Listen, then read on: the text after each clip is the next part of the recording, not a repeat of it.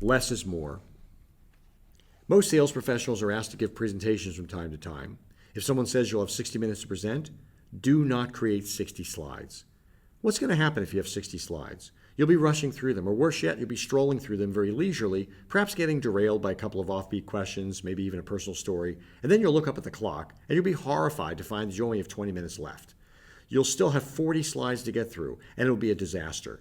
Everybody in the audience will get increasingly uncomfortable. You won't have time to cover the remaining slides in sufficient detail, and your audience will grow increasingly anxious about whether or not you'll be able to finish your presentation in time. Believe me, an anxious audience is a lot less receptive to your ideas.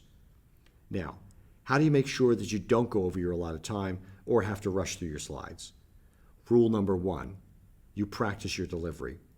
Rule number 2, if you're given an hour, you make about 25 minutes worth of slides. Face it, you know you're going to start 5 or 10 minutes late. You know you're going to be interrupted by a couple of questions.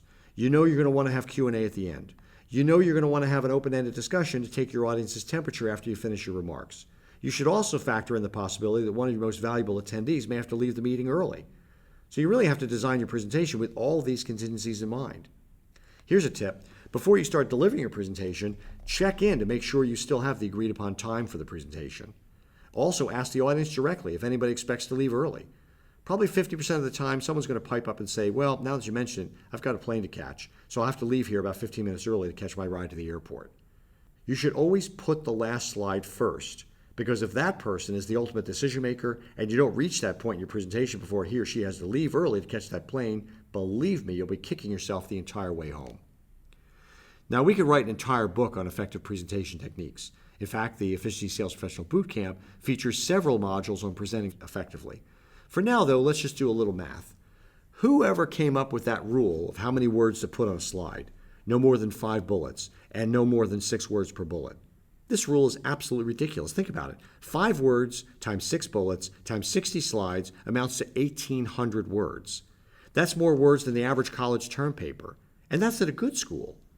Do you really expect your audience to read the equivalent of an entire college term paper over your shoulder while you're talking during the course of a single hour-long presentation that starts late and is interrupted by questions? Now we know why PowerPoint calls them bullets. They kill audiences. My favorite kind of presentation?